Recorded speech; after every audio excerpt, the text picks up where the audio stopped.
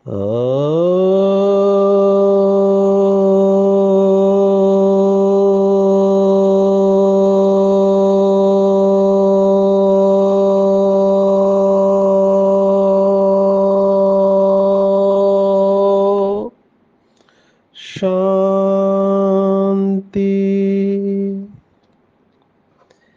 आज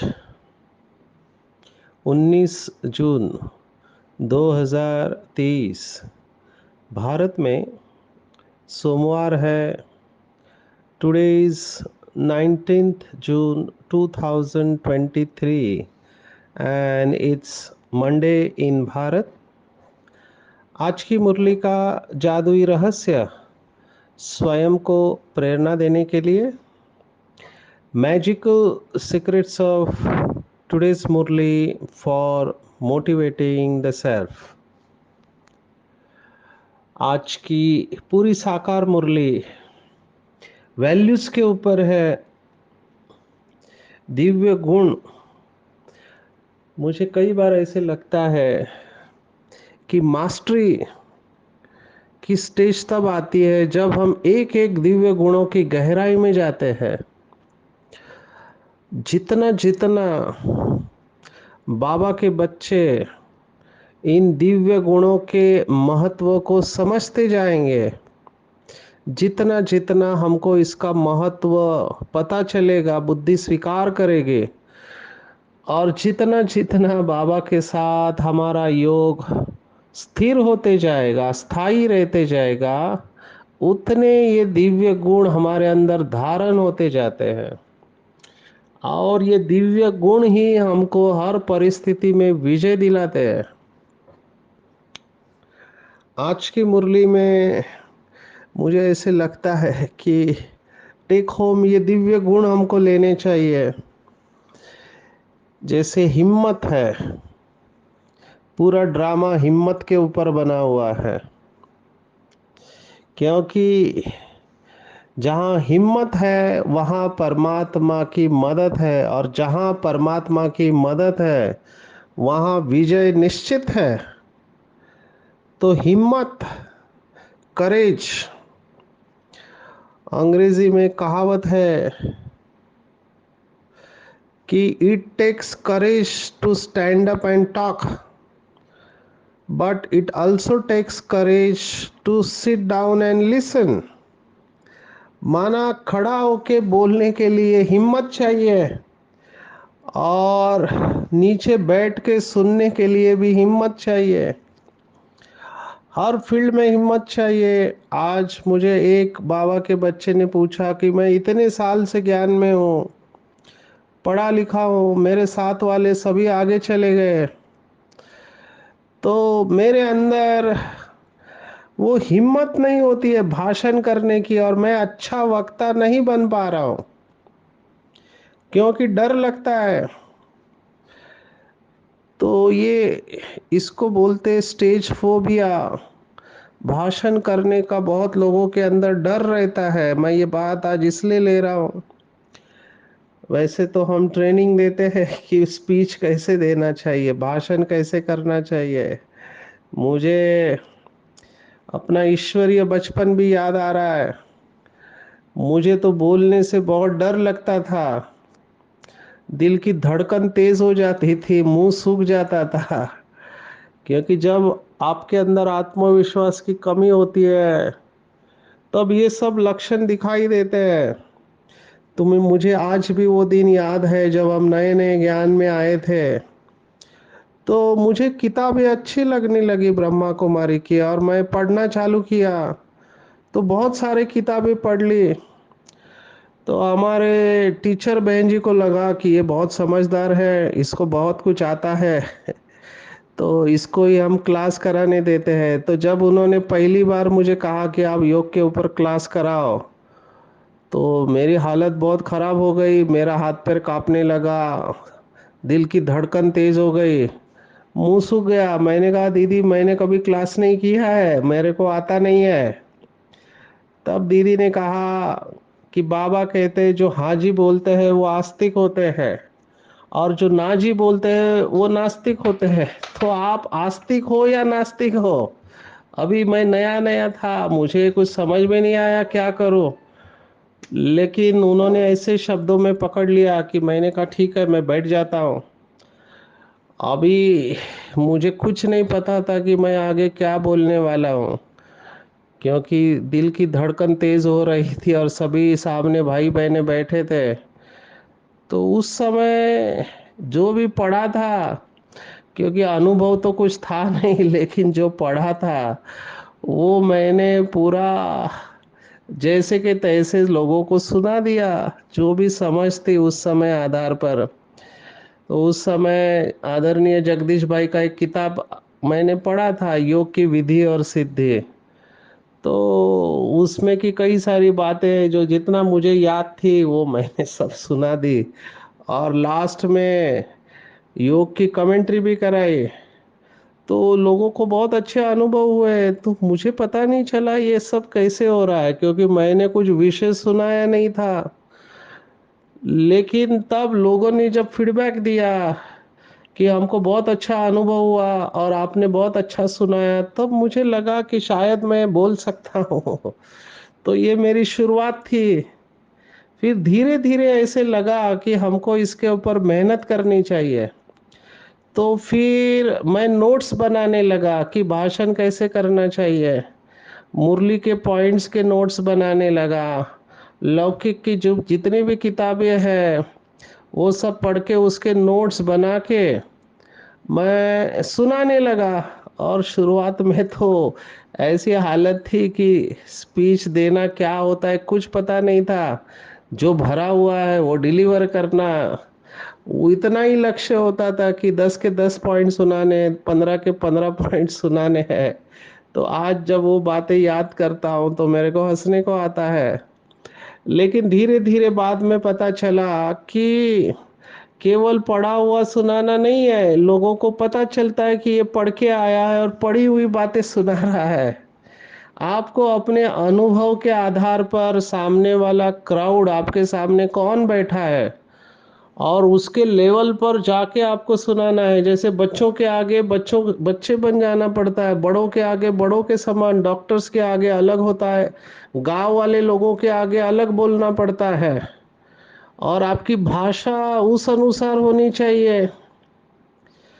तो ये सब छोटी छोटी बातें समझ में आए कि आप स्पीच जब देते हो तो उसकी शुरुआत कैसे करते हो, उसका मिडल पार्ट क्या होता है, उसका एंड कैसा करते हो, ये सब इम्पोर्टेंट है। और ये सब करते समय जो बाबा की बातें हैं मुरली में, जो बाबा ने सुनाए, वो भी हम ध्यान में रखते हैं। जैसे बाबा ने कहा था, तीन चार बातें मैं हमेशा ट्रेनिंग में बीके भाई बहनों को सुनाता हूँ।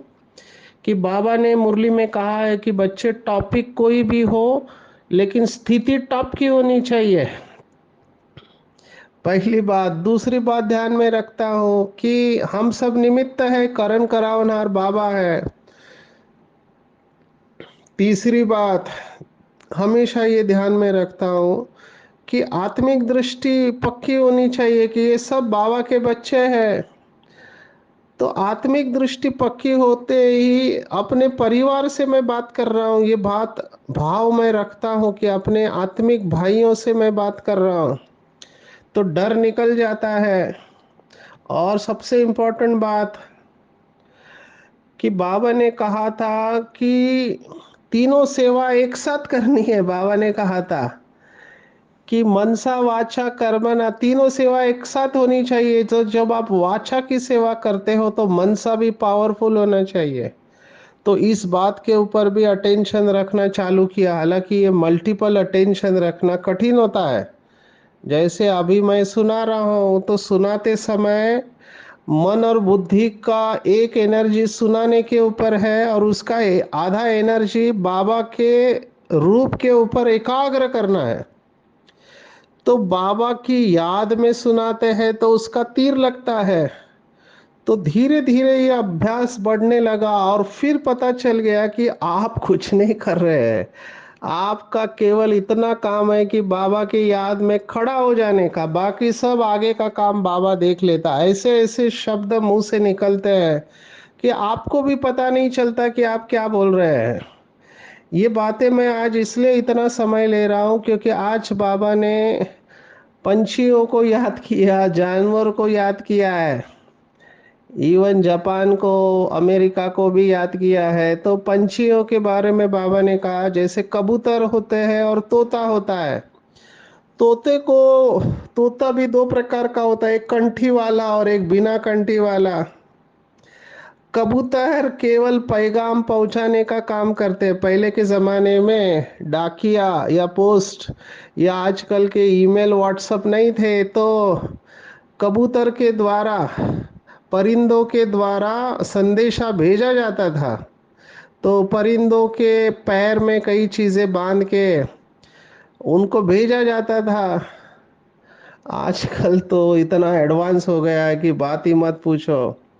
मैं सुन रहा था कि बॉर्डर पर पड़ोसी देश के लोग, कई लोग परिंदे के पैरों में कैमरा लगाकर छोड़ते रहते हैं, क्या चल रहा है बॉर्डर के उस पार। तो परिंदों का ऐसा इस्तेमाल भी होता है और उसको आर्मी ने पकड़ा। ये सब बातें होती रहती है, लेकिन पहले के ज़माने में परिंदों को संदेश उनके पैर में चिट्ठी रखते थे और वो चिट्ठी लेके परिंदे जाते थे। तो परिंदे बोल नहीं पाते थे, लेकिन जो तोता होता है बोलने वाला तोता, या जिसको कंठी वाला तोता कहते हैं, तो उसको जो सिखाए वो सुना देता है। आजकल तो ऐसे तोते हैं टीवी पर जिनका प्रोग्राम होता है, वो गाना भी गाते हैं, म्यूजिक। तो आप सोचो इतने छोटे से तोते का मस्तिष्क या ब्रेन, दिमाग कितना छोटा होगा, उसमें वो गाना याद कर रहा है, आप जो बोल रहे हो वो सब बातें रिपीट कर रहा है। तो बाबा चाहते हैं कंठी वाले तोते बोले बने। कंठी वाले तोते माना भगवान ने जो बात सुनाई है वो औरों को सुनाना। लेकिन मैं देखता हूँ सबके अंदर ये कला नहीं होती है। और ये सब कहने के बाद बाबा लास्ट में कहते हैं इस समय के जो भी मनुष्य है वो जो कुछ भी बोलते हैं वो कोई काम का नहीं है, केवल बाबा की जो बातें हैं वही काम की है, क्योंकि इससे जन्म जन्मांतर का कल्याण होता है। तो बाबा ने आज की मुरली में कहा कि जो बुद्धिमान बच्चे हैं वो अच्छी रीति समझ सकते हैं और दूसरों को समझा सकते हैं। अगर हमने खुद नहीं समझा तो दूसरों को क्या समझाएंगे। मैं आपको उदाहरण देता हूँ।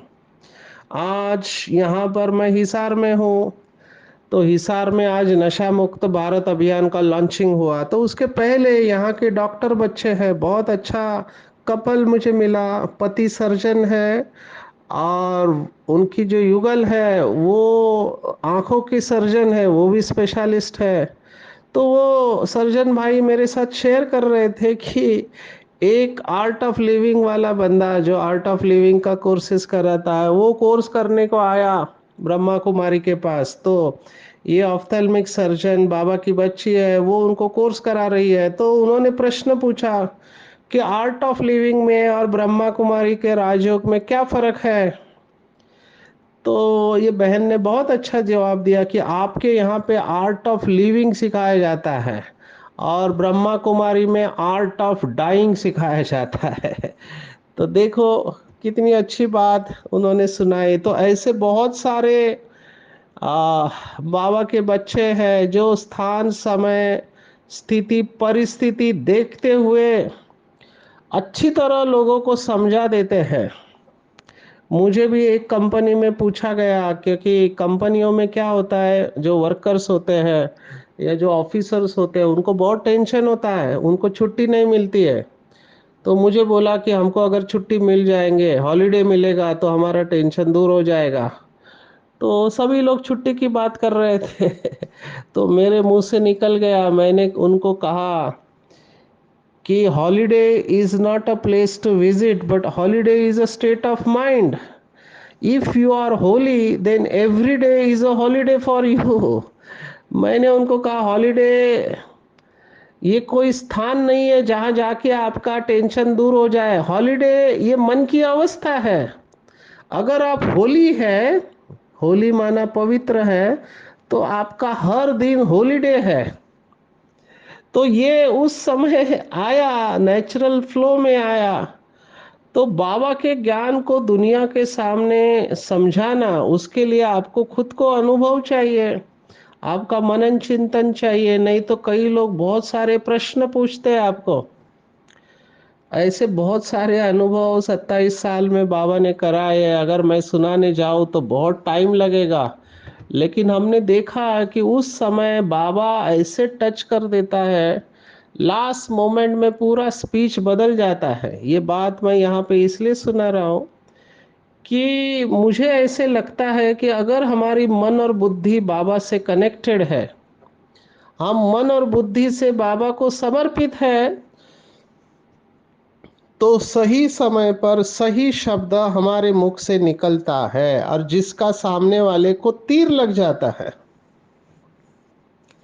इसके बहुत सारे उदाहरण दे सकते हैं, लेकिन मुझे आज की मुरली के ऊपर आना है।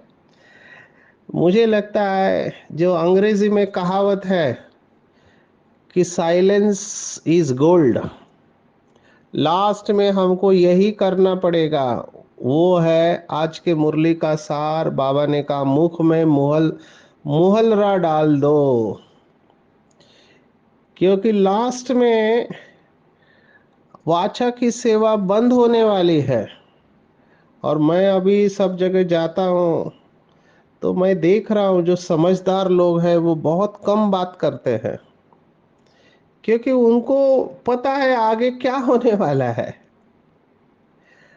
आप कितना भी बोलो, लास्ट में what matters is the result.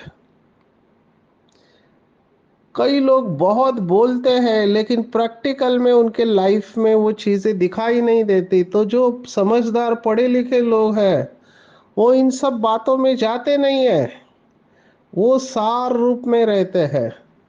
और मुझे ये जब बात मैंने आज पढ़ी फिर से, ये तो बात बहुत बार मुरलियों में आई है, मुख में मोलरा डाल दो, तो मेरे आंखों के सामने दो तीन बातें आई। एक तो अव्यक्त बाप दादा का चेहरा आया।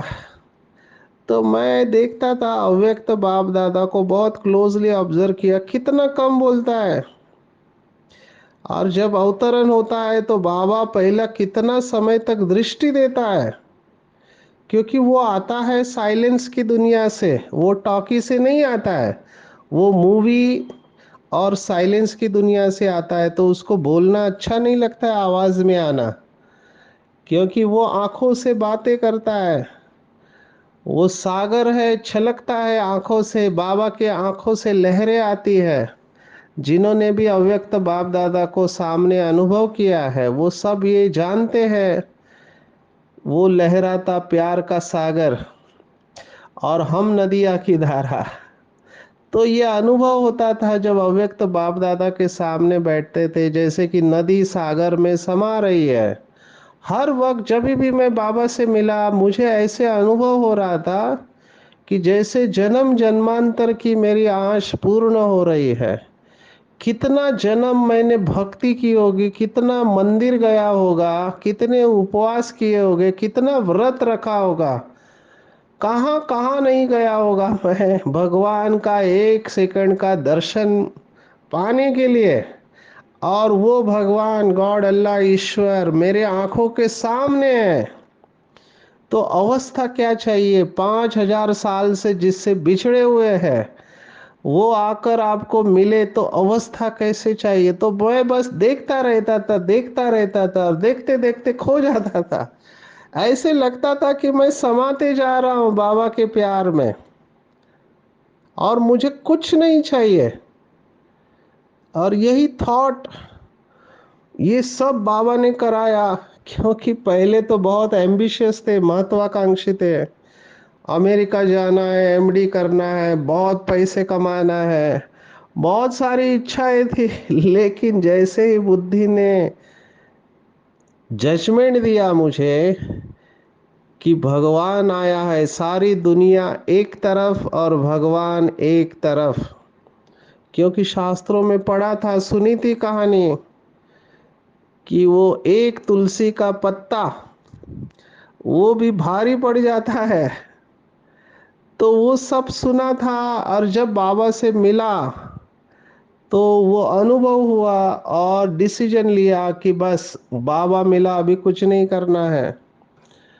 तो लोगों ने मुझे कहा तुम पागल हो, तुमको कम से कम एमडी तो करना चाहिए, तुम एमडी करो, उसके साथ सेवा करो। मैंने एमडी नहीं किया, फिर मुझे फार्मास्यूटिकल इंडस्ट्री में बहुत अच्छा पोस्ट मिला, फिर भी बाबा ने संभाल लिया, जॉब दिया, मेडिकल एडवाइजर बना, बड़ी कंपनी में डेप्यूटी डायरेक्टर, बड़ी पोस्ट, जॉनसन एंड जॉनसन, बड़ी कंपनी। केवल 5 दिन काम करना है, 2 दिन आपको छुट्टी है, इंटरनेशनल ट्रैवल है, वो भी छोड़ दिया। तो फिर लोगों ने कहा तुम पागल हो, लोगों को जॉब नहीं मिलता है और तुमको इतना अच्छा मिला है, तुम इंटरनेशनली कहीं पर भी जा सकते हो, और तुम्हारी स्पेशलाइजेशन रिसर्च की है, तुम खूब सेवा करो, लोगों की भी सेवा करो और बाबा की भी सेवा करो। मेरा दिल ही नहीं लग रहा था, क्योंकि मेरा एक ही थॉट था, एक ही थॉट ने मुझे रोक के रखा था कि मैंने जन्म जन्मांतर बाबा की भक्ति की है और मेरे बुलाने पर वो इस धरती पर आया हुआ है। तो जिसको मैं इतना ढूंढ रहा था अभी वो आया है, तो मैं कैसे इन बातों में फंस सकता हूँ।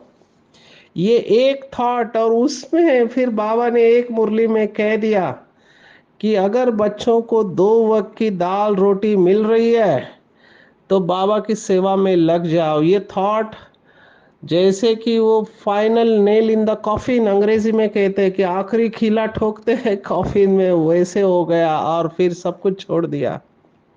हालांकि ये बहुत बड़ा रिस्की कदम था, क्योंकि आगे क्या होने वाला है कुछ पता नहीं था, लेकिन बाबा ने संभाल लिया। बहुत सारे पेपर आए अंदर से बाहर से, लेकिन बाबा ने अभी तक संभाल के रखा है।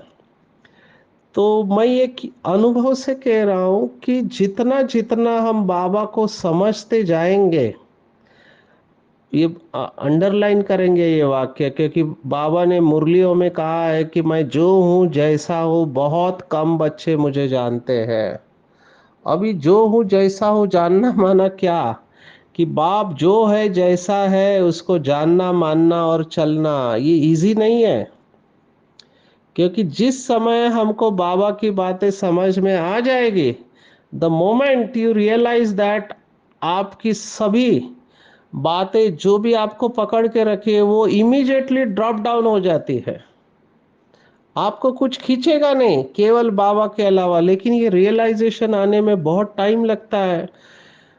आज मुझे कल एक समर्पित आत्मा ने प्रश्न पूछा, अभी वो प्रश्न भी बहुत इंपॉर्टेंट था, उसका जवाब आज के वरदान में बाबा ने दिया है। उन्होंने सही जवाब पूछा, क्योंकि उन्होंने एग्जाम्पल के साथ कहा कि इतने सारे बाबा के बच्चे इतने सालों से पुरुषार्थ कर रहे हैं, तो इतना 2 से 5 योग करना, बाबा की सेवा करना, हजारों लोगों के, उसके बाद कैसे ये बाबा का हाथ छोड़ देते हैं। तो ये थॉट मुझे भी आता है। ऐसे उस आत्मा ने कहा कि पता नहीं हमारा तो ऐसा नहीं होगा ना। और एग्जैक्टली यही शब्द बाबा ने वरदान में इस्तेमाल किया। कल उस आत्मा ने कहा और आज बाबा ने उसका जवाब दिया कि पता नहीं हमारा तो ऐसा नहीं होगा ना। दूसरों की कमजोरी देखकर स्वयं कभी भी दिल शक्स्त नहीं होना है। इतनी पुरानी आत्मा ने बाबा का हाथ छोड़ दिया, तो हमारा तो ऐसा नहीं होगा। बाबा ने कहा ऐसा संकल्प कभी नहीं करना। आगे की लाइन है, तकदीरवान आत्माएं कभी भी किसी भी प्रभाव व आकर्षण में नीचे नहीं आती। वे सदा उमंग उत्साह में उड़ने के कारण सेफ रहती है।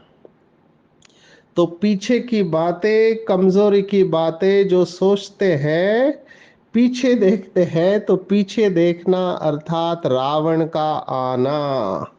बहुत इंपॉर्टेंट बात है ये, इसको अंडरलाइन करेंगे। मेरे पास जो भी लोग आते हैं उसमें कई सारे आत्माएं अपने पास्ट के वजह से परेशान हैं। एक तो बहुत वरिष्ठ आत्मा ने मुझे कहा, सचिन भाई आपको पर्सनल बात मैं कह रहा हूँ कि मैंने बहुत सेवा किया बाबा का, लेकिन मेरे से एक गलती हुआ है। वो गलती मुझे बार बार याद आता है जो नहीं होना चाहिए था, और मैं उसे भूल नहीं पा रहा हूँ और अपने आप को माफ नहीं कर पा रहा हूँ कि मेरे से ऐसे गलती क्यों हुई।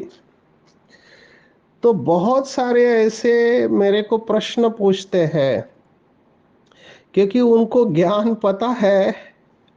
तो मैं उनको कहता हूँ कि आप तो इतने वरिष्ठ है, सीनियर है, अनुभवी है, आपको सब पता है, और उसके बाद भी आप ये स्वीकार कर रहे हैं, ये आपका बड़प्पन है, क्योंकि ऐसे बातें कोई बताता नहीं है। तो उन्होंने कहा नहीं, मैं इससे निकलना चाहता हूँ, लेकिन मैं निकल नहीं पा रहा हूँ। तो उनको ये बात पता है कि हर कल्प में उस आत्मा से ये गलती होने वाली है। अभी देखो ज्ञान कैसे काटता है। अभी उनका चिंतन ऐसे चलता है कि बाबा ने कहा ड्रामा रिपीट होता है, तो हर कल्प में अभी मैं ये गलती करने वाला हूँ, और हर कल्प में मेरा मन खाता रहेगा। अभी मैं इसमें से निकलूं कैसे? तो प्रश्न तो बराबर पूछ रहे हैं, लेकिन बाबा ने आज जवाब दिया, पीछे देखना अर्थात रावण का आना। तो अभी उसको इंटेलेक्चुअली माना ज्ञान के आधार पर समझाने का कोई मतलब नहीं है, क्योंकि उसको ज्ञान पूरा पता है। लेकिन ऐसे समय पर मैंने देखा कुछ बाबा के बच्चे हिम्मत खो देते हैं, निराश हो जाते हैं, क्योंकि वो दाग लग गया, चरित्र के ऊपर दाग लग गया, रजिस्टर खराब हो गया। अभी उसमें से उभर आना हर एक के बस की बात नहीं होती है, क्योंकि सभी के अंदर ये ताकत नहीं होती है कि अपने पास्ट के कर्मों से निकल आए, क्योंकि कॉन्शियस जो होता है, विवेक बुद्धि उनकी खाती रहती है। तो अभी क्या करना चाहिए? तो मैंने उनको जो टेक्निक बताया, मैंने कहा आप कागज के ऊपर लिखो, क्योंकि कागज के ऊपर हम जब कुछ कोई बात लिखते हैं तो सबकॉन्शियस के साथ कनेक्ट हो जाते हैं। तो पूरी भावनाएं कागज पर आके बाबा के सामने रख दो और बाबा से माफी मांगो, उस आत्मा से भी माफी मांगो। तो माफी मांगते रहो जब तक आपका दिल आपको माफ नहीं करे, तब तक आप अपने आप को माफी मांगते रहो। और एक समय ऐसे आएगा जब आपका दिल आपको माफ कर देगा, तभी आप हल्केपन का अनुभव करेंगे। आप इसके ऊपर चिंतन करना। तो मुझे ये बात बहुत इम्पोर्टेंट लगी, क्योंकि इस समय मैं देख रहा हूँ कि जैसे धर्मराज का पार्ट चालू हो चुका है, तो कई सारे आत्माएं इस सजा के मोड में हैं। सजा का मोड माना क्या, वो योग लगाना चाहते हैं, लेकिन कुछ ना कुछ विघ्न आता है और उनका योग पूरी तरह से लग नहीं पाता है, तो फिर निराश हो जाते हैं, एक विशिष्ट साइकिल में चले जाते हैं। मैं उनको कहता हूं कि बस आप बाबा के सामने रहो सच्ची दिल से, क्योंकि भगवत गीता हमको कॉन्फिडेंस देती है, अपि चेतसि पापेभ्याम सर्वेभ्याम पापकृतम।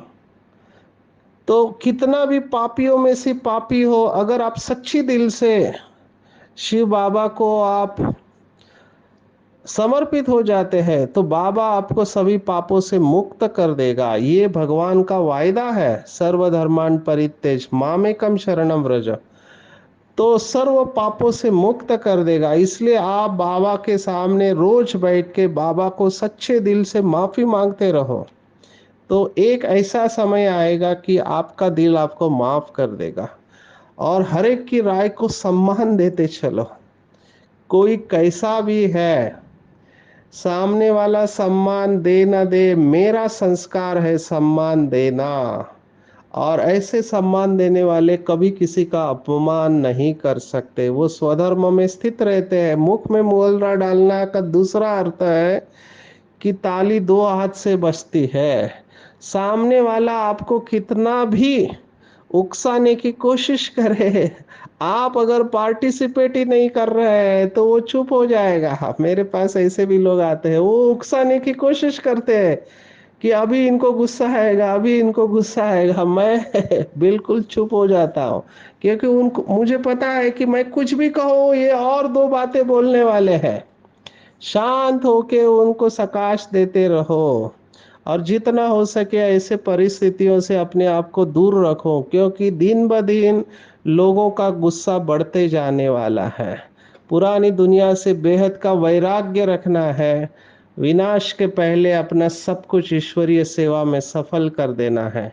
तो आज के पूरे दिन में टेक होम है, भोलानाथ शिव बाबा है, उसकी अपने लिए कोई तमन्ना नहीं है, वो बच्चों को गुलामी से छुड़ाते हैं। तो बाबा को मन बुद्धि से समर्पित हो जाओ, तो बाबा हमारी झोली ज्ञान रत्नों से ऐसे भर देंगे कि हमको किसी के आगे हाथ फैलाने की, कुछ मांगने की ज़रूरत ही नहीं पड़ेगी। जन्म जन्मांतर के लिए हमारी झोली, बुद्धि रूपी झोली, ज्ञान गुण और शक्तियों से इतनी भरपूर हो जाएंगे कि केवल हम ही भरपूर नहीं रहेंगे, लेकिन औरों को भी भरपूर बनाने के निमित्त बनेंगे। अच्छा, ओम शांति।